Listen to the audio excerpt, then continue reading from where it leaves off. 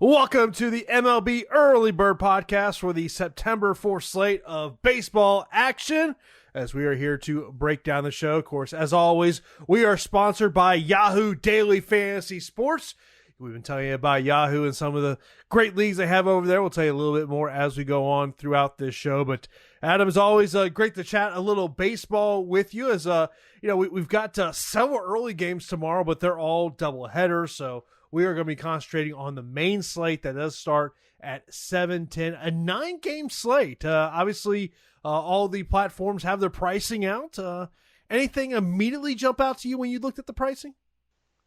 Looks like some pretty solid pitching in general. No real, I guess, Scherzer level aces, but some good pitching at the top, high strikeout guys that you can pay for, and then a pretty decent mid range with some upside too. No game in Coors Field, which is always something that I enjoy at least. So I think it should be a pretty fun slate. You don't got to worry about the Giants throwing up a 3 touchdown and safety on you. Yeah, exactly. I don't know if you saw the tweet the Rockies had the other day. They were like, "Yeah, that sucked." Yeah, normally look something positive to say, but that sucked. Yeah, that's one of those things. I'm wondering, the social media manager, did they have to go above their head to general manager, someone go, "Hey, is it cool if I put the tweet out this way?" Yeah, that's definitely one of those things where I would be uncomfortable in that position because it's like, what can you say? What can't you say? I would say that they either ask permission or they've been doing that job for a while and they know they have some leash. I would hope if you put that tweet out without getting approval that you got a little bit of a leash, because yeah, exactly. That could be a thing. You piss off the wrong person in the organization with that tweet, you may be out of a job. But man, that's that was a great tweet. I mean, great tweet there. But of course, we've got a 9-game slate. Before we get into the slate, I do want to let you know about our sponsor, Yahoo Daily Fantasy Sports. They are the most trusted name in fantasy sports. They now include CSV upload and CSV edit features for those looking to play multiple lines, make better choices. Choose Yahoo Daily Fantasy. And our first game of the night is going to be the Phillies and the Mets. Going for the Phillies will be Jake Arrieta. Going for the Mets is Rick Porcello. Rick Porcello, $27 on Yahoo. Does that intrigue you at all? Yeah, basically close to the minimum price there. I personally don't think Porcello is that good of a pitcher, and I think the Phillies are a good offense. So it's not like it's a spot where I'm targeting, but at that particular price point, he's better than a minimum salary pitcher. Not sure entirely how necessary it will be, since there are plenty of pitching options on this slate, and you can always find some value with bats amongst 18 lineups as well. But just kind of in a vacuum, you shouldn't have Porcello at the minimum salary or close to it. Yeah, I mean, even if you're, say on DraftKings as an SP2, I mean, he's 7,300. Jake Arrieta is 6,900. I mean, gotta imagine that, when I get up on Friday morning and I start looking at our ownership projection and our top pitchers tool, neither one of these guys are going to be up there. Yeah, I wouldn't think so. I mean, the salaries on DraftKings aren't really that appealing. Neither matchup's appealing. Both these teams have an implied run total right now between 4.5 and 5. Neither pitcher is a great strikeout pitcher. Also, Arrieta going up against a bunch of lefties here, which can be a problem for him as well. The Mets have plenty of left-handed power too. Neither guy really in that good of a spot, I don't think. Coming into this game, Porcello comes in with an 18.5% strikeout percentage. Jake Arrieta, I have to go to page 2 on FanGraphs. It looks like he's at 16.2%. Just neither one's a guy that you're going to be excited for when you have 18 pitchers to choose from. You mentioned about the implied run total, and just looking at some of the DK salaries we have there. If you just look at the top 2 salaries are both from the Phillies, of Bryce Harper, 6,100, JT Realmuto, 5,200, Conforto, 4,800, Hoskins, 4,600, Cano, 4,600. As you think about stacking, I mean, is there a path to stack the Phillies?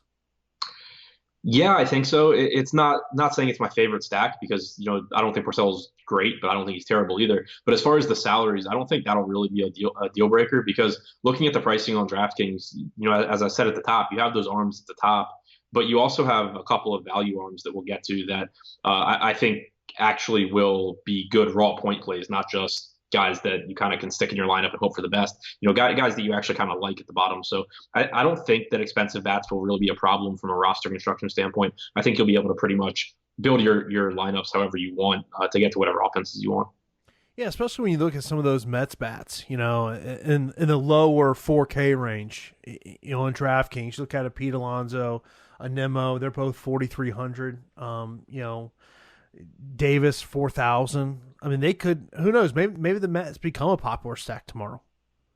Yeah, I could definitely see it playing out that way. Even if it's not popular full stacks, I think maybe you see some popular mini stacks like 2-mans and 3-mans because the salaries, like you said, aren't really that expensive. And when you look at Jake Arrieta, he doesn't strike guys out anymore like he used to, but he's also very susceptible to left-handed power. Going back to last season, he's allowed a 224 ISO to lefties compared to only 122 to righties. This year, it's a 244 ISO to lefties, 153 to righties. So you're seeing those splits again where he does a much better job of keeping the ball in the park and keep hitters from driving it when he's facing same-handed hitters. But now you're going to have Brandon Nimmo, who has a lot of power. Conforto has power. Dom Smith, Robinson Cano, Jeff McNeil. These are some dangerous left-handed bats that have the platoon advantage against Arrieta. So I think that you will see just some, I think the Mets in general will be a good stack, but also you can stack other teams and then just mix in, 1, 2, or 3 of Nimmo, Conforto, McNeil, Cano. Like all these guys are going to look pretty good against Jake Arrieta. Next up, we got the Brewers and the Indians. Corbyn Burns slated to go for the Brewers. Carlos Carrasco scheduled to go for the Indians. Of course, after a couple of rough starts there for Carlos Carrasco, came back, had a great performance in his last one against the Cardinals, pitching 6 innings, 6 strikeouts, only 2 walks, 85 pitches, scored 23 points. On DraftKings, on the other side, you got Corbyn Burns. I guess are you back on the Carlos Carrasco train? Yeah, I'm interested at least to some extent in both of these pitchers. I'm really curious to see where ownership projections come in the morning and throughout the day because I think that both pitchers have really high ceilings, but you could also I think there's some risk for both pitchers, particularly for Burns more so than Carrasco. But I think that you could see ownership be kind of low just depending on kind of how it gets distributed to other guys. Like for instance, if a lot of the field's going to Yu Darvish at 11K, who's been great this year, has been a great strikeout pitcher this year and great in general, that's going to take ownership away from Carrasco. So I'm interested to see kind of how that shakes out because the Brewers have been a team that you can pick up a lot of strikeouts against. Coming into this start, Carrasco has a 29.4% strikeout percentage this year, which obviously is excellent. He does have an 11% walk percentage, which is a problem, and he's allowed 1.5 home runs per 9. So again, it's kind of like if you look at him, you look at Darvish has been the better pitcher, no question about it. The strikeout percentage is a little bit higher, the walk percentage is way lower, and he's not giving up home runs. But if people kind of get carried away with that and disproportionately go to Darvish, you get the same kind of ceiling from Carlos Carrasco in a really good spot against the Brewers. Corbyn Burns, I was all over him in his last start, primarily because it was against the Pirates more than anything else. But, even if you go back a couple of starts ago when he pitched against the Twins, which obviously we know how good that Twins offense is, he had, 5 strikeouts in that game, still scored 16 points in that game. So, I mean, look, as an SB2 at 8,000 on DK, I like that value there.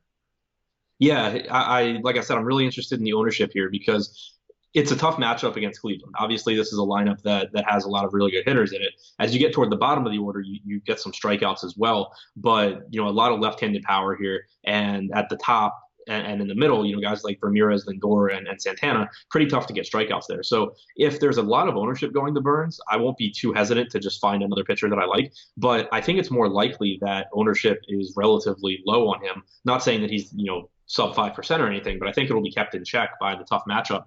And he's a pitcher that just really, really intrigues me because I think he's really talented. And last year when he came up, you saw him just absolutely dominate right-handed hitters, struck out a little bit over 38%. The problem was that he just had nothing to throw against lefties that could get them out. He only struck out 18.5% of lefties last year. He allowed a 373 ISO to them, which obviously is ridiculous. But he's come out this year. He's got a cut fastball that he didn't throw last year. He's now throwing it 36% of the time to lefties. It has a 16.5% swinging strike percentage on it, and that's led him to really balance out his strikeout splits. So far this season, he's actually struck out 35.1% of lefties and 35.1% of righties. His expected ISO to lefties is 171 this year compared to 274 last year. So he's doing a much better better job in terms of the quality of contact and balls put in play against him as well. So I think the ceiling is extraordinarily high. It's just that it's a tough matchup. But my hope would be that the matchup drives ownership down and that you can get to this. You can try and get the ceiling at relatively low ownership. In terms of looking at the hitters in this game, of course, we always talk about the Indians infield, but you got to pay up for those Indians infield. Also, you got some high-priced Brewers bats as well. I mean, as you look at the hitting side of this game, do you have a favorite bat? It would be, I'd still, if I'm looking to hitting here, I would look to left-handed power on the Indians, just because while I do think Burns is significantly better this year than last year, you're still talking about a handful of starts that you're making that conclusion based off of. So there is still some chance that, maybe he goes back to struggling, and you obviously just have really good hitters there. So I think Lindor is probably my favorite because the shortstop position generally isn't that strong, and he's obviously really good. Ramirez would be right behind him. But in general, this is just a game where I'm much more interested in the pitching than the hitting. And something you should note, Justin Smoak was designated for assignment on Thursday. So, when you're building your lineups, think about kind of how that's going to affect the Brewers lineup. Yeah, they replaced him with Dan Vogelbach, who I'm not sure if he'll be with the team or not. So if Vogelbach is with the team, it basically just replaces one high strikeout guy with power with a different high strikeout guy with power. If Vogelbach's not with the team, you probably just get a little bit safer lineup because you don't have that power bat in there. Next up, we got the White Sox and the Royals. Brady Singer scheduled to go for the Royals. Dane Dunning scheduled to go for the White Sox. Dunning $30 on Yahoo. Singer $29. Yeah, I think that both of these guys have at least a little bit of interest. Dunning is the one that I'm much, much, much more interested in. He's got the more favorable matchup going against the going against the Royals. We know that the White Sox are a very dangerous offense, and it can get ugly pretty quickly for Brady Singer. But Dunning only $5,800 on DraftKings. You mentioned, I think, $30 on Yahoo. So really, really cheap price points there. Not very good offense for Kansas City, only a 4.1 implied run total. Through his first two starts, Dane Dunning has been great, and he's not a top of the rotation prospect for Chicago, but he is expected to be a starting pitcher in the major leagues. He's a solid pitching prospect. Was part of the Adam Eaton trade along with Lucas Giolito and Reynaldo Lopez.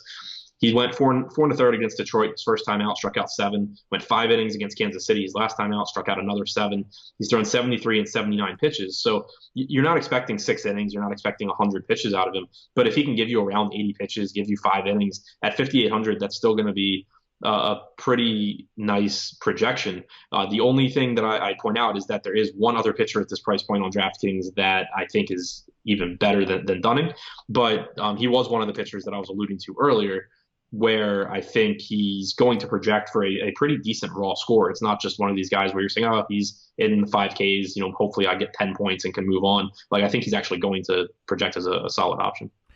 Because of his price point, as you look at ownership, does there become a point where you say, okay, that's just too much ownership? I think it's slate dependent, but on this slate, I would say yes, because like I said, you have Yusei Kikuchi at 5,700 facing Texas. I assume that more ownership is going to go to Kikuchi than to Dunning. But if it doesn't, like if ownership comes out and it's like 30% to both or 40% to Dunning and 20% to Kikuchi or something, I would say, yeah, the ownership's too high there because I would rather be going to Kikuchi. So it is something I'll be keeping an eye on, especially just kind of comparing it between those two. But as a whole, I think he's just underpriced here. Yeah, I mean, looking at the DK salaries for the White Sox hitters, obviously, it's up there, especially when you look at 5,000 and above. Does their price point concern you in terms of putting together a 3 or 4 person stack? Yeah, I mean, I think it's going to be tough, which goes two ways. It's not like it's a team that you're likely to get to in cash games, but on the other hand, it's going to keep their ownership down in tournaments because there are pitchers that people are going to want to pay up for on this slate. There's plenty of stacks that you can use for value. We kind of saw it on yesterday's slate where it was only 6 games, but the White Sox came in relatively low owned despite a decent matchup because they were just really expensive and most of the other teams were cheap. I would fully expect that you see the same thing here because you just have more cheap teams that you can choose from. Like if you're using an optimizer to build lineups and not really factoring in anything other than projection, you're just going to get a bunch of different cheap stacks mixed in with your highest projected pitchers, and that's not going to get you to the White Sox. And so that's going to naturally keep the White Sox ownership down. But this team just has so much power, and they're facing an unproven pitcher in Brady Singer, who's not a finished product. They very easily can get to him. And you also get Moncada and Grandal from the left side, where they have more power, Moncada especially. So I think that it's a spot where, Alex mentions it a lot, paying up to be contrarian. You're not just trying to spend a bunch of money for no reason to be different, but you're getting a team in the White Sox that has a ton of power. So there's an actual reason that you're paying the extra money. And the fact that they will be contrarian just gives you even more incentive to do it, because it makes it easier for you to win the tournament. Now, when we look at probably the best pitching matchup of the day, that's going to be the Cardinals and the Cubs. Yu Darvish and Jack Flaherty. They are the high price options. On FanDuel, $11,200 for Yu Darvish, $9,700 for Flaherty. On the other side of it, when it goes over to Yahoo, it's $57 for Darvish, $51 for Flaherty, and then over on DraftKings, it is Yu Darvish is $11,000, Flaherty $9,400. Yeah, I think the pricing is pretty fair here. Obviously both of these pitchers are really good. You have Jack Flaherty, who is kind of working his way back after missing a few weeks, but he's thrown 41, 64, and 83 pitches his last 3 times out, went 5 innings in each of his last 2. I would assume he can get 90 to 100 pitches here, can probably give you around 6 innings. And it's not a great matchup against the Cubs. It's not a terrible matchup. And Flaherty is a good pitcher. So far this year, his numbers are down a little bit, only a 23% strikeout percentage for him this year. Last year, he came in striking out 35% of righties, 25% of lefties. This year, really similar splits, just kind of worse against lefties. 33% strikeout percentage against righties, 17% against lefties. So he is someone that I do pay attention to as far as how many lefties is he facing. The Cubs typically do have a pretty left-handed heavy lineup, which downgrades Flaherty a little bit. On the other side for Darvish, he's just been absolutely outstanding this year.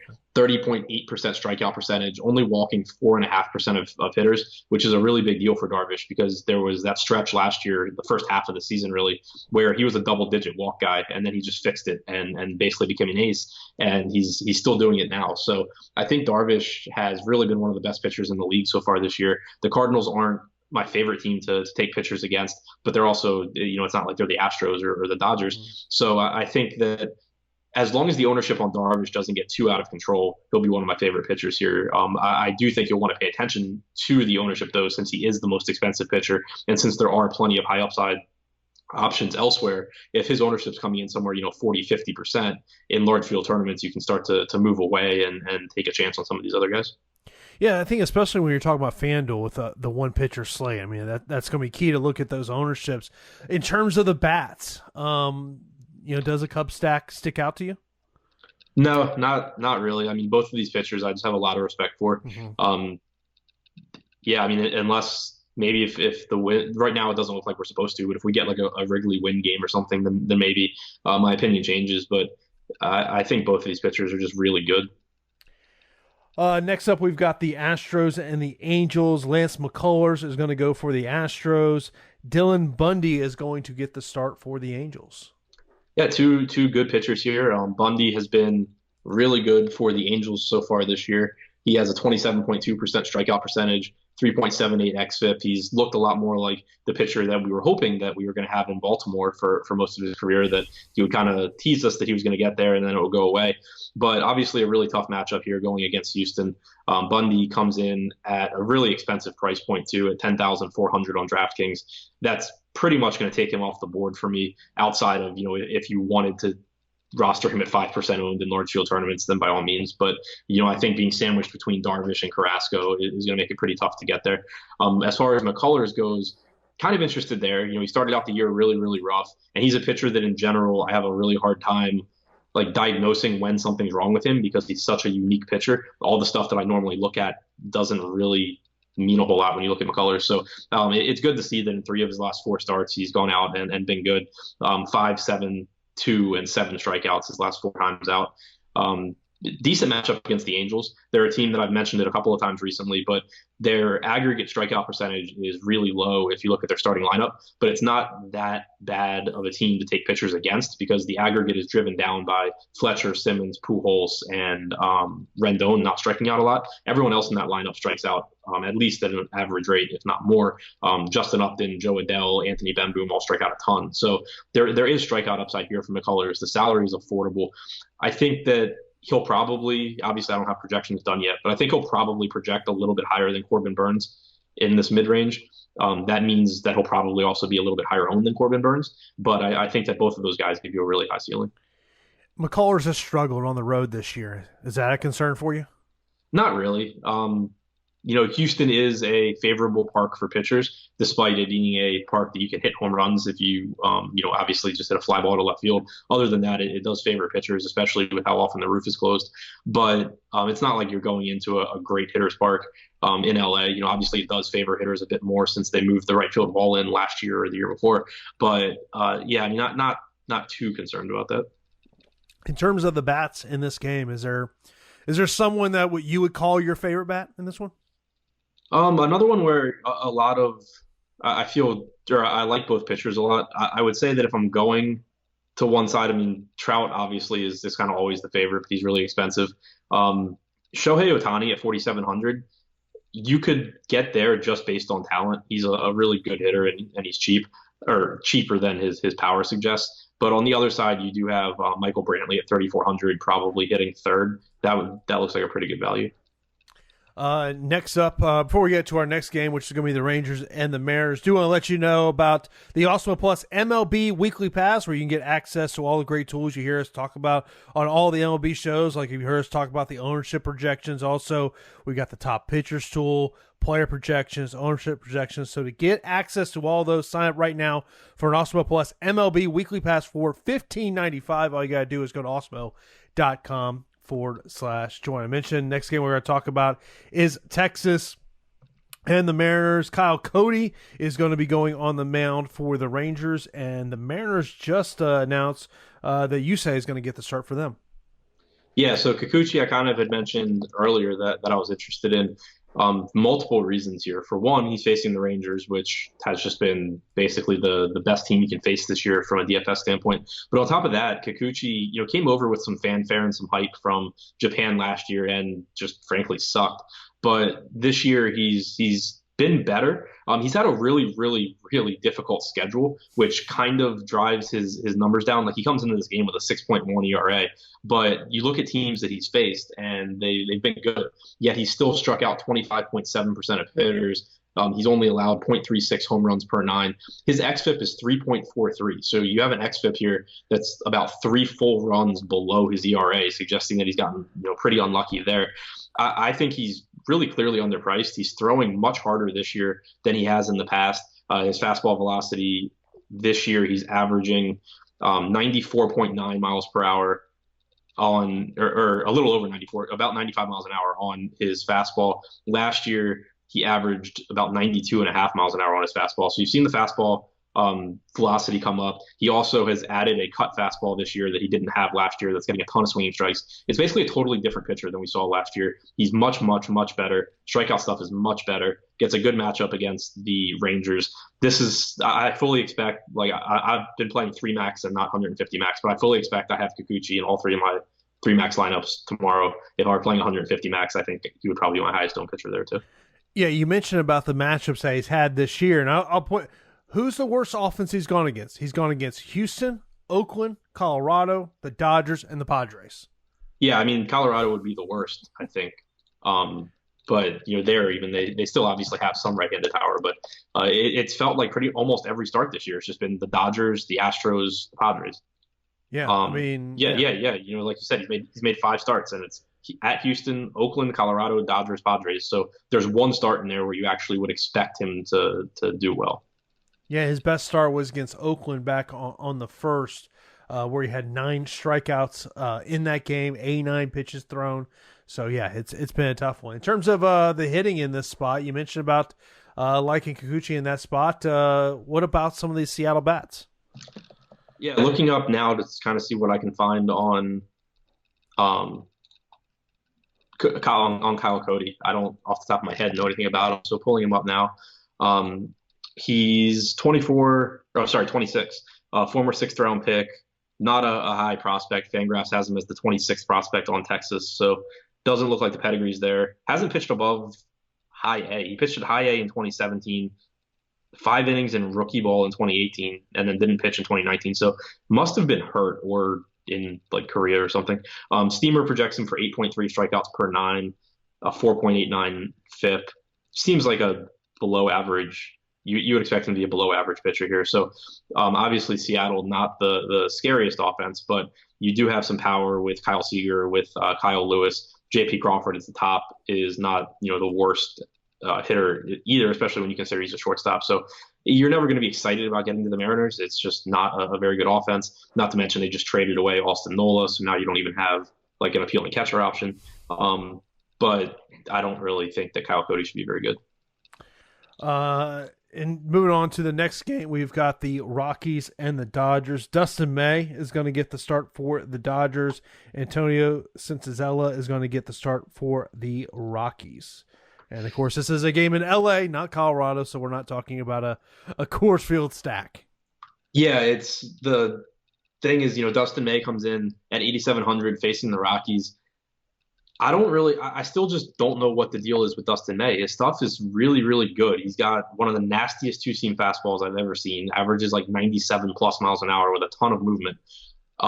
Has pedigree as a one of the top pitching prospects in baseball, but he's just never been at least outside of like A-ball, he's never been a really, really high strikeout guy. He struck out 25.8% at Double A in 2019, 21.1% at Triple A in 2019. So far this year, he struck out 16% in the majors.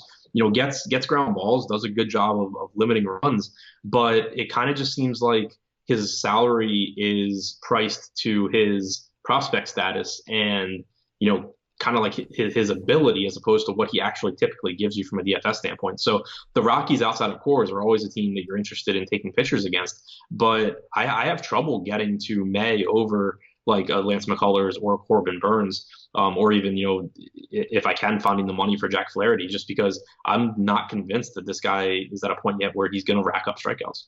Yeah, 2 starts ago, he went up against this Rockies team at home. He went 5 innings, only had 1 strikeout. Like, when you see numbers like that kind of, it's to me, that becomes buyer beware. Yeah, and like I said, it's not like we're talking about someone that, like, he was great in the minor leagues, but not from a strikeout standpoint. It's not like you're talking about someone that was striking out everyone at AAA and then through his first handful of starts in the majors isn't getting it done. Like, looking at his minor league numbers, I have concern about how he projects as a strikeout pitcher, and then you're seeing those concerns so far come to fruition. Like, there's no reason he should be as bad at getting strikeouts as he is, but that's a stat that stabilizes quickly, and the fact that he's pretty consistently been not very good at it is a problem for me when he's priced like a very good major league pitcher. Yeah, to me, there's just, when you look at that price point, there's just better options on the board at that range. Right. It's like you look at May, and the thing is too is typically, and obviously I don't know what it'll be, but typically May gets some ownership too because of his prospect status, and because normally he's a pretty big favorite because he pitches for the Dodgers. But you look and just think, like, do I want to pay $8,700 for a guy who has really good stuff but hasn't really put the strikeouts together and hope that he does it in this start? Or do I want to roster the guy in Corbyn Burns who's in a tough matchup but strikes out 35% of hitters, or roster Lance McCullers who has the track record of getting strikeouts in the major leagues? I don't, unless the ownership shakes out differently than I'm expecting it to, I don't really see why I would prefer May there. Do you like bats on both sides here? I don't really like the Rockies side.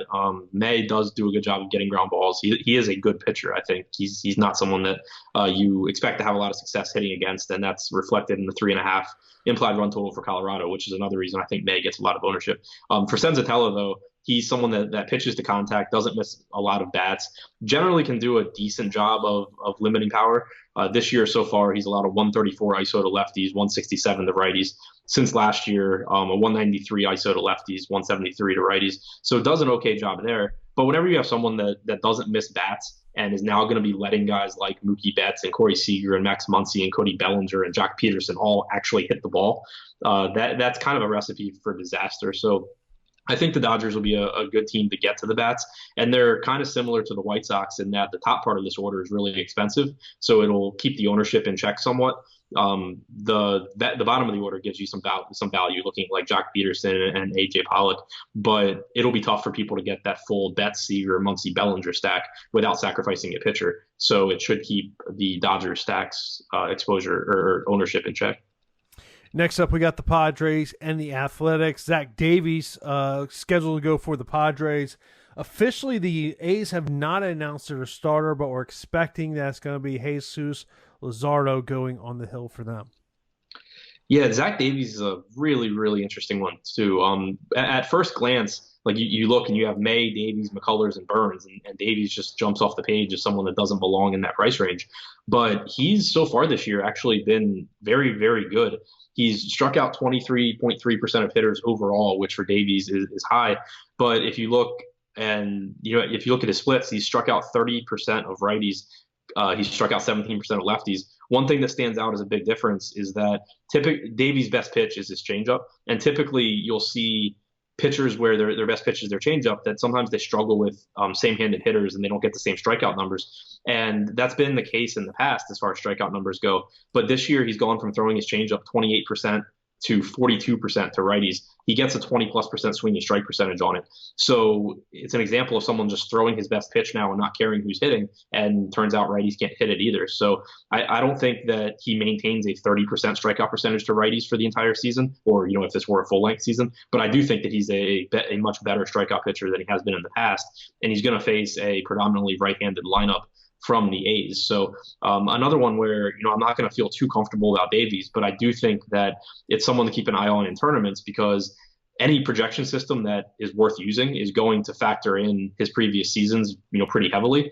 But there's evidence that he should be looked at differently just based on the pitches he's throwing now. So I think he'll naturally be under projected across the industry, and that will lead to lower ownership than maybe he really should have here.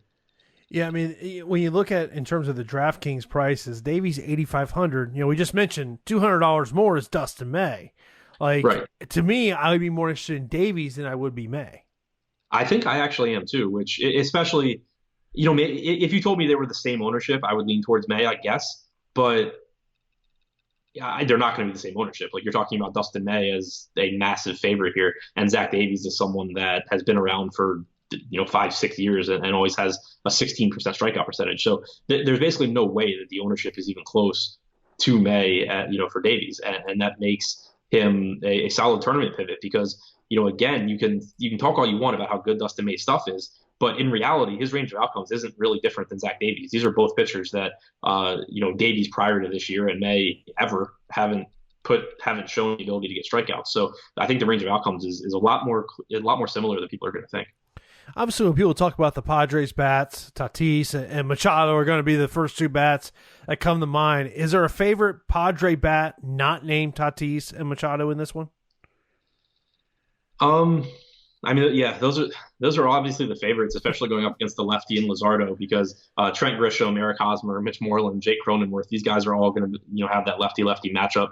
I think that there's a chance you get Jurickson Profar toward the top of the order again. He led off in yesterday's game against Andrew Heaney. I wouldn't be surprised if you saw him lead off again. If that's the case, he's very inexpensive, and you can go to him. Also, keep an eye out for Mateo to be in the lineup. I had mentioned him on the show before yesterday's slate, but he's got 80 grade speed, which it's on a scale of 80. It's as good as you get. You don't really see that very often. So even though he's not necessarily a great hitter, if he gets on base, he's stealing. So if Mateo's in the lineup, he'll be a high upside value as well. And then the final game of the night is the Diamondbacks and the Giants. Taylor Clark going to get the start for the Diamondbacks. Tyler Anderson going to get the start for the Giants. Are you buying Oracle Park as a hitter's park now? Not as a hitter's park. I don't think that it's the same. It's not the same, great, amazing pitcher's park as it was moving the fences in. But, still, you're not going to go from drastically the worst park in the league to a favorable hitter's park just by moving the fences in 8 feet or whatever it was. I don't think. So I'm not sold on that. But I think that both of these pitchers, not really guys that I'm interested in here. Tyler Anderson is someone that I have interest in at times. I think that he actually has pretty decent stuff, and that it just sucked for him that he happened to be on the Rockies early in his career. But when you have Dane Dunning at 5,800 and you say Kikuchi at 5,700 on this slate, I don't think I really need to go to Tyler Anderson. Taylor Clark is someone that I just don't have interest in either.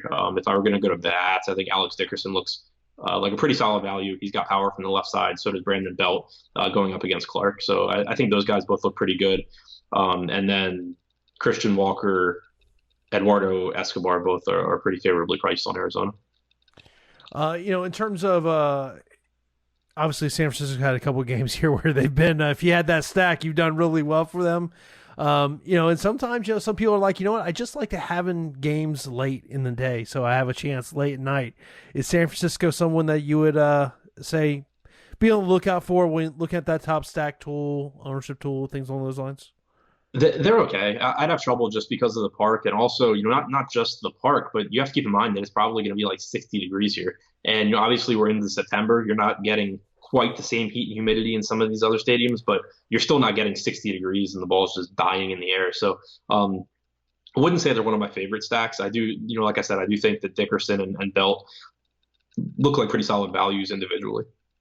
Of course, we all know that football is right around the corner. I want to let you know about a great deal we have over at Awesemo.com. Sign up today for an Awesemo Plus NFL monthly pass for 25% off when you use the promo code SLEEPER at checkout. This gives you access to all of Awesemo's leading player projections, ownership projections, premium content, and more for NFL DFS. But wait, there's more. We here at Awesemo are excited to bring you our inaugural season-long fantasy football and best ball draft kit, and you'll get this for free with your NFL annual pass. This limited time offer is available through September the 9th, where you get a month of Awesemo Plus, NFL, and the draft kit, an $80 value for only $38. Sign up by clicking the Awesemo Plus tab on the Awesemo.com homepage. Have you already started your NFL drafts? Yeah, I've been doing a bunch of the best balls. I've been doing a bunch of best balls on DraftKings. I'm excited for Yahoo to get their NFL content up. That was, or their NFL contests up. That was one of my best sites that I played on last year. And actually doing a season-long draft tonight with on NFFC. So yeah, definitely getting into it. Yeah, man, it's crazy. We're 1 week away from the first game. Yeah, it really snuck up. Like, I've been putting off getting into best balls, and in my head, for whatever reason, it was just like, oh yeah, it's still 2-3 months early. And I saw someone like tweet, football starts in 3 weeks, and I was like, oh, I guess I should start drafting. Yeah, it is. Yeah, man, it's right around the corner. I was doing my first stadium walkthrough the other day, and they're like, oh yeah, our first game's in 12 days. I'm like, oh yeah, it is right around the corner. It's just because the weird thing is because of NBA being on. So I'm not thinking NFL's right around the corner. Right. Yeah. And NBA's still on, and MLB just started. So to me, it feels like we're in May or June. Exactly. It's just a weird year we're in. Of course, Adam, let everyone know they can follow you out on social media, man. Yeah, you can find me on Twitter at ShipMyMoneyDFS. Of course, you can follow me at Jason_Floyd. I will be hosting the strategy show and Live Before Lock tomorrow on Friday, 11 a.m. for the strategy show. And then Live Before Lock will be at 6 p.m. Eastern time. So be sure to check out that. And all the shows we have over here at Awesemo.com. Also be sure to check out our sponsor, Yahoo Daily Fantasy Sports. They now have CSV upload and CSV edit features. So go over there, put your lineups in there at Yahoo Daily Fantasy Sports. So let's go wrap it up for this edition of the MLB Early Bird Podcast right here on Awesemo.com.